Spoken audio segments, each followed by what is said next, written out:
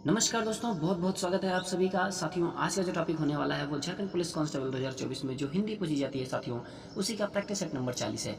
साथियों, इसके पहले आप लोगों के लिए 39 प्रैक्टिस सेट ऑलरेडी प्रोवाइड करवाई जा चुकी है, तो आप लोग जाके वीडियो सेक्शन में सारी वीडियो को देख सकते हैं और अपनी तैयारी का अंदाजा भी लगा सकते हैं। तो आइए स्टार्ट करते हैं वीडियो को बिना देर किए हुए। साथियों, नीचे दिए गए गद्यांश को पढ़कर दिए गए प्रश्नों के उत्तर विकल्पों से चुनकर दीजिए। तो आइए गद्यांश को पढ़ते हैं साथियों और पूछे गए प्रश्नों का उत्तर देने का पूरा प्रयत्न करेंगे। सच्चा मित्र वही है जो मित्र के दुख में काम आता है। वह मित्र के कण जैसे दुख को भी मेरु के समान भारी मानकर उसकी सहायता करता है। मित्र सुख दुख का साथी है। वह केवल दुख में ही नहीं, सुख में भी साथ देता है। मित्र के होने पर हमारे सुख के क्षण रंगीन हो उठते हैं। कोई भी खुशी, पार्टी या महफिल मित्रों के बिना नहीं जमती। सच्चा मित्र हमारे लिए प्रेरक, सहायक और मार्गदर्शक का काम करता है। जब भी हम निराश होते हैं, मित्र हमारी हिम्मत बढ़ाता है।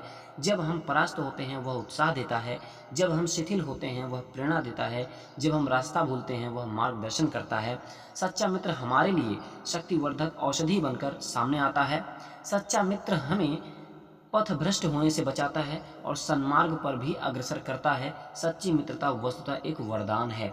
तो आशा करते हैं साथियों आप सभी अच्छे ढंग से पढ़े होंगे गद्यांश को, और अगर एक बार में नहीं समझ में आता साथियों तो आप लोग बार बार पीछे करके वीडियो देख सकते हैं। उसके बाद प्रश्न का उत्तर देने का प्रयत्न करिएगा। तो चलिए प्रश्न की ओर बढ़ते हैं साथियों। सच्चा मित्र कौन होता है? जो सुख में अपने मित्र के साथ रहता है, जो दुख में अपने मित्र के साथ रहता है, जो सुख दुख और सभी अवस्थाओं में मित्र का साथ देता है, जो पार्टी में मित्र का साथ देता है। तो साथियों बताइए, सच्चा मित्र कौन होता है गद्यांश के अनुसार? तो साथियों, जो सुख दुख और सभी अवस्थाओं में मित्र का साथ देता है वही क्या होता है? सच्चा मित्र होता है साथियों। ठीक है, अगला प्रश्न है, निराश होने पर मित्र क्या करता है? हमारी हिम्मत बढ़ाता है, हमें उपदेश देता है, हमारी सहायता करता है, हमें धन देता है। तो निराश होने पर मित्र क्या करता है साथियों? गद्यांश के अनुसार हमारी हिम्मत बढ़ाता है साथियों। ठीक है, हमारी हिम्मत बढ़ाता है निराश होने पर मित्र। ठीक है, भटकने पर मित्र क्या करता है साथियों? हमें अपने घर ले जाता है, हमें घर के भीतर बंद रखता है, हमारा मार्गदर्शन कर हमें सन्मार्ग पर लाता है, हमें कुमार्ग से नहीं बचाता है। तो साथियों, भटकने पर जब हम भटकते हैं तो मित्र क्या करता है? तो साथियों, हमारा मार्गदर्शन कर हमें सन्मार्ग पर लाता है एक सच्चा मित्र। ठीक है, अगला प्रश्न है साथियों, सच्चा मित्र अपने मित्र के दुख को कैसे समझता है? मित्र के छोटे से दुख को पर्वत की तरह बड़ा समझता है, मित्र के दुख को छोटा समझता है, मित्र के दुख को बहुत बड़ा समझता है, उपयुक्त में से कोई नहीं। तो साथियों, सच्चा मित्र अपने मित्र के दुख को कैसे समझता है? मित्र के छोटे से दुख को पर्वत की तरह बड़ा समझता है। ये होता है सच्चा मित्र। ठीक है साथियों, अगला प्रश्न है, इस गद्यांश का एक उचित शीर्षक दीजिए। मित्रता और शत्रुता, पथ प्रदर्शक, सच्ची मित्रता एक वरदान, मित्रता से नुकसान। तो साथियों, इस गद्यांश का एक उचित शीर्षक आप लोग दीजिए, क्या हो सकता है? तो साथियों, सच्ची मित्रता एक वरदान, यही हो सकता है एक उचित शीर्षक, क्योंकि इसमें सच्ची मित्रता के बारे में ही बात की गई है और एक सच्ची मित्रता एक वरदान की तरह है, काम करता है, तो इसलिए सच्ची मित्रता एक वरदान आपका बिल्कुल राइट आंसर होगा। ठीक है, यह आपका उचित शीर्षक होगा। अगला प्रश्न है साथियों, नौकर का पर्यायवाची शब्द लिखिए। नौकर का पर्यायवाची शब्द लिखिए। सेवा, सेवक, सहचर, सहचरी। तो साथियों, नौकर का जो पर्यायवाची शब्द होगा वो आपका सेवक होगा। ठीक है, नौकर का पर्यायवाची शब्द आपका सेवक होगा। सर्वनाम के उचित रूप से रिक्त स्थान की पूर्ति कीजिए। बड़ी बहन कहाँ रहती है? सर्वनाम। ठीक है, तो माने आपका जो है उचित रूप क्या होगा? आपका होगा, आपको होगा, आपकी होगा या फिर आपने होगा। तो बड़ी बहन कहाँ रहती है? आप सर्वनाम का आपको उचित रूप बताना है। आपका, आपको, आपकी, आपने। तो साथियों, आपकी बड़ी बहन कहाँ रहती है, ये आपका बिल्कुल राइट आंसर होगा। ठीक है, तो यहाँ पे आपकी बड़ी बहन कहाँ रहती है, ये होगा। रिक्त स्थान की पूर्ति हेतु उचित स्थान, उचित सर्वनाम रूप सी आपकी है। आपकी बड़ी बहन कहाँ रहती है, ये आपका बिल्कुल राइट आंसर होगा। ठीक है साथियों, आप सभी को पीडीएफ जो है, पीडीएफ वो टेलीग्राम चैनल पे मिल जाएगा। लिंक मैं डिस्क्रिप्शन में डाल दूंगा, वहाँ से आप लोग टेलीग्राम चैनल को ज्वाइन करिएगा और PDF को आसानी से डाउनलोड करिएगा। डेली का डेली जो भी वीडियो प्रोवाइड हम करते हैं उसका PDF जस्ट नीचे आपको मिल जाएगा, ठीक है। निर्देशानुसार वाक्य को पूरा कीजिए। काशी शहर गंगा नदी पर बसा है संबंध बोधक। तो काशी शहर गंगा नदी के पास, के बीच, के तट या फिर के सामने। तो बताइए, काशी शहर गंगा नदी के तट पर बसा है साथियों, के तट पर, ठीक है। यहाँ के तट संबंध बोधक अव्यय है साथियों, ठीक है। अगला प्रश्न है तद्भव शब्द का आशय है। तद्भव शब्द का आशय है क्लिष्ट शब्द, संस्कृत शब्दों से उत्पन्न शब्द या फिर पढ़े लिखे लोगों की बोली के शब्द, ग्रामीणों की बोली के शब्द। तद्भव शब्द का आशय क्या है साथियों? तो संस्कृत शब्दों से उत्पन्न जो शब्द होते हैं उन्हीं को तद्भव शब्द कहते हैं, ठीक है। निम्नलिखित में से कौन सा शब्द कोऑर्डिनेटर का हिंदी समानार्थी है? नियंत्रक, निर्देशक, समन्वयक, निर्देशक। तो साथियों समन्वयक जो है, समन्वयक कोऑर्डिनेटर का हिंदी समानार्थी है, ठीक है। तो समन्वयक आपका बिल्कुल राइट आंसर होगा। नीचे दिए गए वाक्यांशों के त्रुटिपूर्ण भाग का चयन कीजिए। त्रुटि रहित होने पर विकल्प डी चुनिए, ठीक है। अगर त्रुटि रहित है माने कोई त्रुटि नहीं है तो आप विकल्प डी चुनिए, ठीक है। तो चलिए ये देखिए, खेल शुरू होने के 1 घंटा पहले खिलाड़ी मैदान में जाकर कुछ कसरत कर लेते हैं, कोई त्रुटि नहीं। तो बताइए सकते क्या है, कोई त्रुटि है इस वाक्य में? खेल शुरू होने के 1 घंटा पहले खिलाड़ी मैदान में जाकर कुछ कसरत कर लेते हैं। तो साथियों सी में आपका त्रुटि है, कुछ कसरत कर लेते हैं। कसरत के स्थान पर साथियों अभ्यास, ठीक है, अभ्यास लिख सकते हैं। खेल शुरू होने के 1 घंटा पहले खिलाड़ी मैदान में जाकर कुछ अभ्यास कर लेते हैं, कसरत नहीं साथियों, अभ्यास, ठीक है। अगला प्रश्न है नीचे दिए गए वाक्यांशों के त्रुटिपूर्ण भाग का चयन कीजिए। त्रुटि रहित होने पर विकल्प डी चुनिए, ठीक है। माने त्रुटि रहित का मतलब कोई त्रुटि न हो तो आप विकल्प डी चुनिए, ठीक है।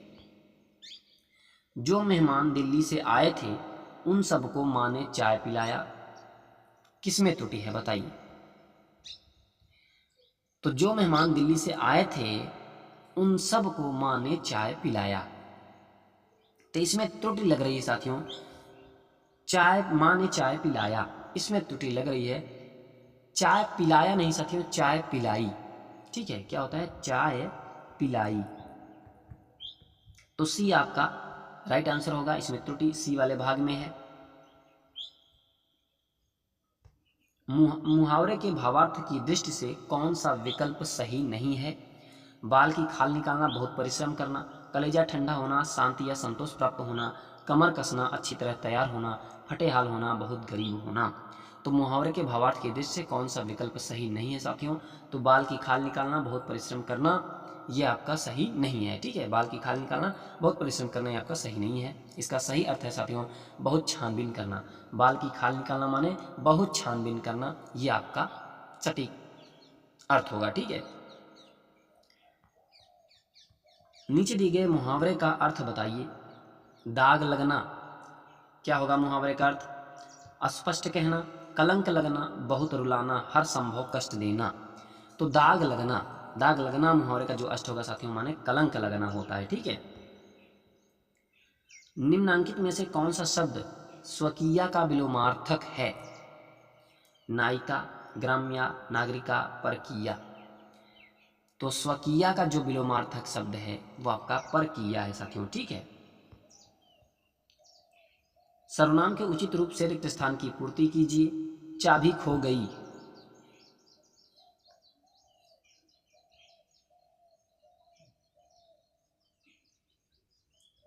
चाबी खो गई, मैं सर्वनाम है, इसका उचित रूप आपको बताना है इस वाक्य के अनुसार। तो अपना, अपनी, मेरी, मेरा। तो साथियों कह सकते हैं ना मेरी चाबी खो गई, तो मेरी यहाँ पे आपका बिल्कुल राइट आंसर होगा, ठीक है। मौत का पर्यायवाची शब्द लिखिए। निधन, निदान, निर्धन, निर्धनता।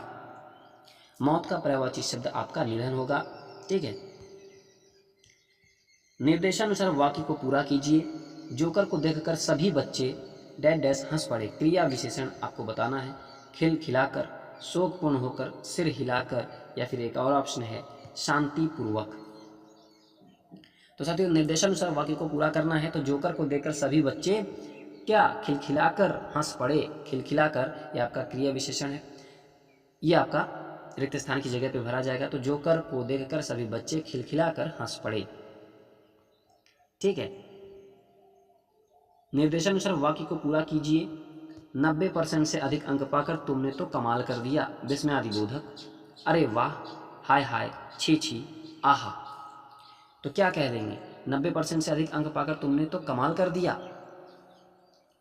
तो अरे वाह, 90% से अधिक अंक पाकर तुमने तो कमाल कर दिया, यही बोलेंगे लोग। तो अरे वाह आपका बिल्कुल राइट आंसर होगा। ठीक है। उसने नया शॉल खरीदा है। वाक्य में कौन सा विशेषण है? संख्यावाचक, गुणवाचक, परिमाणवाचक, संकेतवाचक। उसने नया शॉल खरीदा है तो साथ ही इसमें गुणवाचक है। ठीक है, गुणवाचक विशेषण होगा। खून के घूंट पीकर रह जाना मुहावरे का अर्थ है। अत्यधिक खून बहना, सामिश होना, अत्यधिक क्रोध करना, विवशता के कारण क्रोध रोक लेना। क्या होगा साथियों? खून के घूंट पीकर रह जाना माने होता है विवशता के कारण क्रोध रोक लेना। ठीक है। निम्नलिखित में से किस वाक्य में अपादान कारक है? अपादान कारक का जो प्रसर्ग होता है साथियों वो होता है से, जो कि अलगाव में यूज होता है, अलगाव के रूप में यूज होता है। ठीक है, से। तो देखिए किस में अलगाव हो रहा है। वह कुल्हाड़ी से वृक्ष काटता है, वह भूख से बेचैन है, लड़का पेड़ से गिरा, साधुओं की संगति से बुद्धि सुधरती है। तो साथियों बताइए इसमें अलगाव किस में हो रहा है? लड़का पेड़ से गिरा तो पेड़ यहाँ पे है, पेड़ पे लड़का है, जब गिर गया लड़का यहाँ आ गया तो पेड़ और लड़का अलग अलग हो गए। तो यहाँ पे अलगाव तो लड़का पेड़ से गिरा इस वाक्य में है, तो आपका बिल्कुल राइट आंसर सी होगा। ठीक है। निम्नलिखित में से राजपुत्र शब्द में कौन सा समास है? अव्ययी भाव, कर्म तत्पुरुष, संप्रदान तत्पुरुष, संबंध तत्पुरुष। तो साथियों राजपुत्र में कौन सा समास है? राजपुत्र का अगर समास विग्रह करेंगे तो राजा का पुत्र होगा। क्या होगा? राजा का पुत्र। तो यहाँ पे का, के, की, रा, रे, री किस में आते हैं साथियों? संबंध तत्पुरुष में आते हैं। तो संबंध तत्पुरुष आपका बिल्कुल राइट आंसर होगा। अगला प्रश्न है उमेश शब्द में कौन सी संधि है? दीर्घ संधि, व्यंजन संधि, गुण संधि या फिर यण संधि? उमेश शब्द में साथियों, तो उमेश शब्द में जो संधि होगी साथियों आपकी गुण संधि होगी। ठीक है। अगर उमेश का संधि विच्छेद करेंगे तो उमा धन ईश होगा, उमा धन ईश होगा। तो साथियों आ और ई मिलके क्या बनेंगे? ए बनते हैं। तो यहाँ पे गुण संधि हो जाएगा, गुण स्वर संधि हो जाएगा। साथियों ये जो गुण संधि है, ये गुण संधि, ये स्वर संधि का एक प्रकार है। और साथियों स्वर संधि के 5 प्रकार होते हैं और संधि के 3 प्रकार होते हैं। ठीक है। तो उमेश शब्द में गुण संधि होगी। कृतज्ञ का विलोमार्थक शब्द है कृतघ्न, कृतघ्न, कर्तघ्न, कृतघ्न। क्या होगा कृतज्ञ का विलोमार्थक शब्द? तो साथियों कृतज्ञ का जो विलोमार्थक शब्द होगा वो होगा कृतघ्न। ठीक है, कृतघ्न आपका बिल्कुल राइट आंसर होगा। कृतज्ञ का विलोमार्थक शब्द कृतघ्न होगा। निम्नांकित में से कौन सा वाक्य सही है? मुझे घर जाने की जल्दी है, मुझको घर को जाने की जल्दी है, मुझे घर को जाने की जल्दी है, मेरे को घर जाने की जल्दी है। तो कौन सा वाक्य सही है साथियों? तो मुझे घर जाने की जल्दी है, यह वाक्य आपका सही है। निम्नलिखित में से कौन सा वाक्य संयुक्त वाक्य नहीं है? राम गया लेकिन सीता आ गई, सौरभ मोहन को मूर्ख बना रहा है, गिलास हाथ से गिरा और टूट गया, मुझे जयपुर जाना था इसलिए सुबह उठना पड़ा। तो आपको बताना है संयुक्त वाक्य नहीं है इसमें कौन सा? तो सौरभ मोहन को मूर्ख बना रहा है, इसमें साथियों संयुक्त वाक्य नहीं है। बाकी राम गया लेकिन सीता आ गई संयुक्त वाक्य है, गिलास हाथ से गिरा और टूट गया, मुझे जयपुर जाना था इसलिए सुबह उठना पड़ा। तो ये सब क्या है? संयुक्त वाक्य के उदाहरण। लेकिन सौरभ मोहन को मूर्ख बना रहा है ये आपका संयुक्त वाक्य का उदाहरण नहीं है। ठीक है।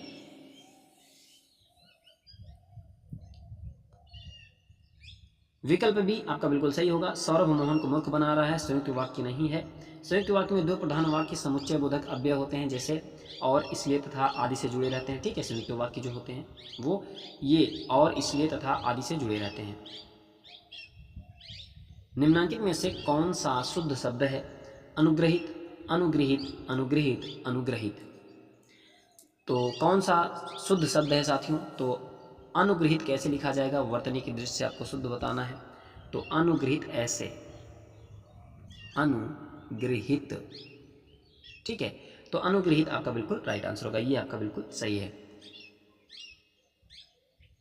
जिसमें शक्ति न हो, वाक्यांश के लिए एक शब्द लिखिए। नशक्त, अशक्त, अशक्त, नाशक्त। तो जिसमें शक्ति न हो उसे हम अशक्त बोलते हैं साथियों। जनता द्वारा चलाए जाने वाला राज्य, वाक्यांश के लिए एक शब्द लिखिए। जनता तंत्र, जनतंत्र, मानवतंत्र, राजतंत्र। तो साथियों बताइए क्या हो सकता है जनता द्वारा चलाया जाने वाला राज्य? तो उसे हम जनतंत्र बोलते हैं, ठीक है। जनता द्वारा चलाया जाने वाला राज्य को जनतंत्र बोलेंगे। वाक्य को क्रम में लिखना है। शेर को नींद टूट गई, चूहा शेर के ऊपर चढ़ गया, शेर गहरी नींद में सो रहा था, गुस्से से शेर ने चूहे को पकड़ लिया। अब आपको इसको क्रम में लिखना है। तो चलिए, शेर को नींद टूट गई, ये टूटा बाद में टूटा। पहले शेर गहरी नींद में सो रहा था, शेर जो है गहरी नींद में सो रहा था। पहले मैं तीसरा ले लिया। उसके बाद हुआ क्या? चूहा शेर के ऊपर चढ़ गया। शेर गहरी नींद में सो रहा था, उसके बाद चूहा शेर के ऊपर चढ़ गया। फिर क्या हुआ? फिर शेर की नींद टूट गई। जब शेर की नींद टूट गई तो गुस्से से शेर ने चूहे को पकड़ लिया। चौथा। तो ऑप्शन आपका 32-14 होगा, माने 3214।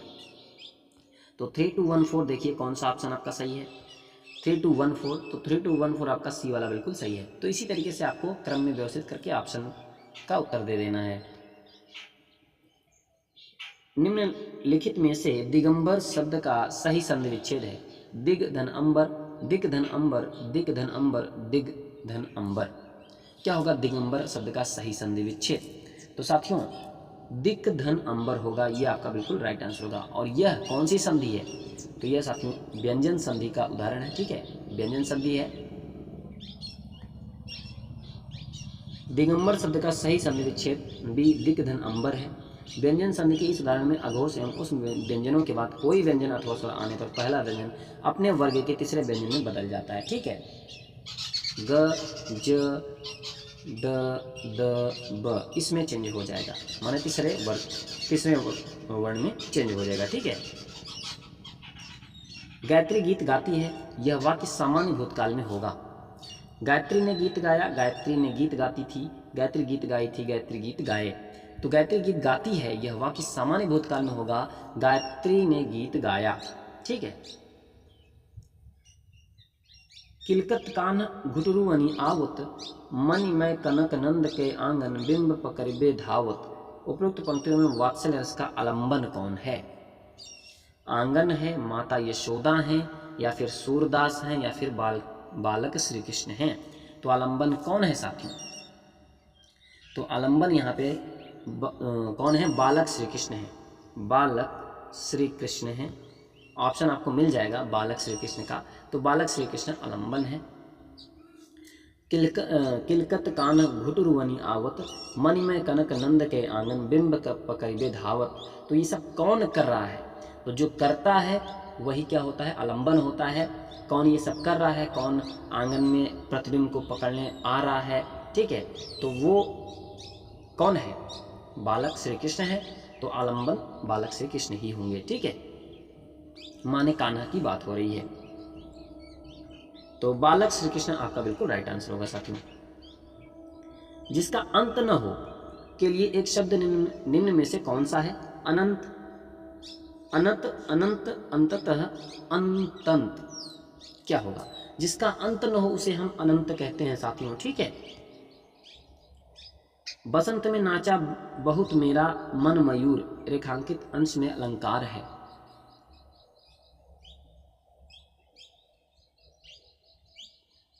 बसंत में नाचा बहुत मेरा मन मयूर, रेखांकित अंश में अलंकार है। यमक, उत्प्रेक्षा, रूपक, उपमा।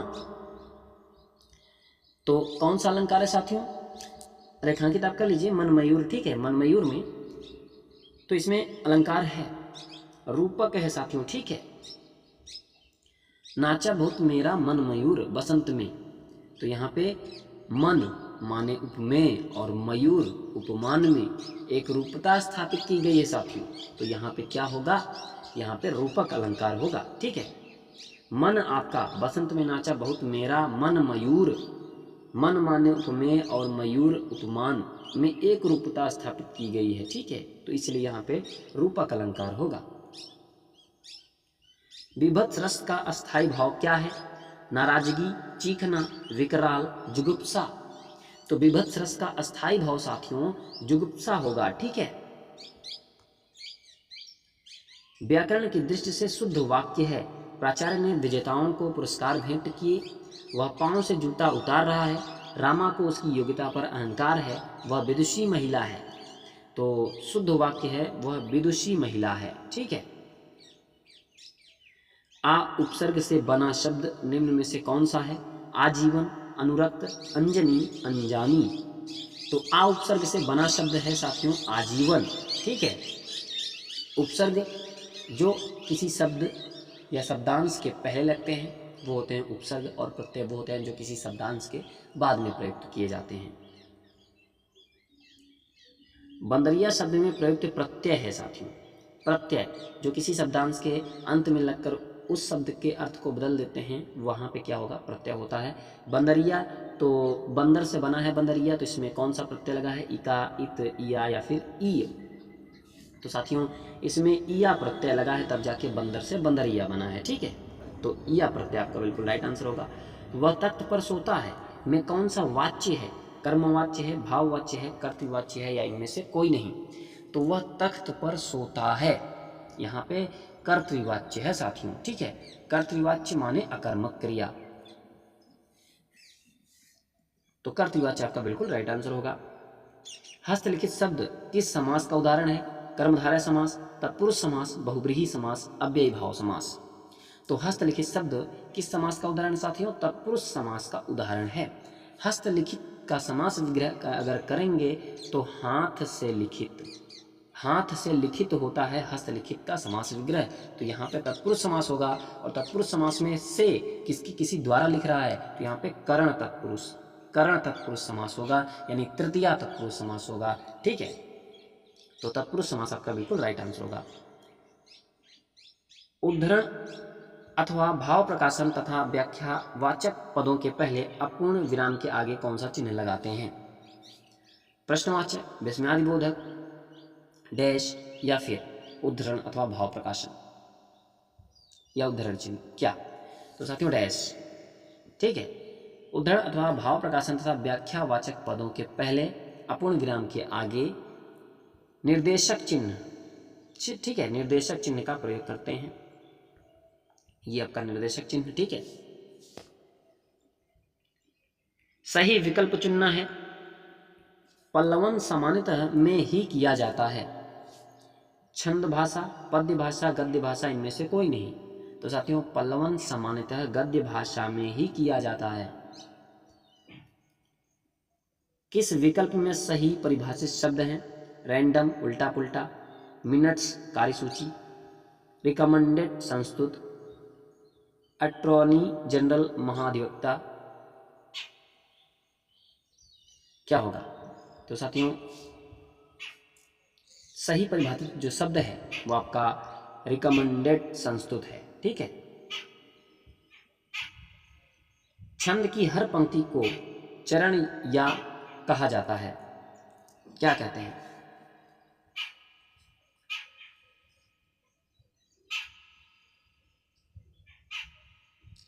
तो छंद की हर पंक्ति को चरण या हम पाद कहते हैं। ठीक है, चरण या फिर पाद कहा जाता है, चरण या पाद कहा जाता है। ठीक है, तो छंद की हर पंक्ति को चरण या फिर पाद कहा जाता है। एक आंख से रोवे एक आंख से हंसे, लोकोक्ति का सही अर्थ है अंधा किंतु विवेकशील होना, मूर्ख किंतु धनी होना, पागल होना, दिखावटी रोना। तो एक आंख से रोवे एक आंख से हंसे, इसका मतलब होता है पागल होना। बांझ का तत्सम शब्द पहचानिए, वंध्या, वंध, बांध, इनमें से कोई नहीं। तो बांझ का तत्सम शब्द क्या होगा, तो बांझ का जो तत्सम शब्द होगा साथियों वो होगा वंध्या। ठीक है। च छ ज झ उदाहरण है स्पर्शी व्यंजन के, स्पर्शी संघर्षी व्यंजन के, संघर्षी व्यंजन के, अंतस्थ व्यंजन के। तो च छ ज झ उदाहरण साथियों स्पर्शी संघर्षी व्यंजन के। ठीक है।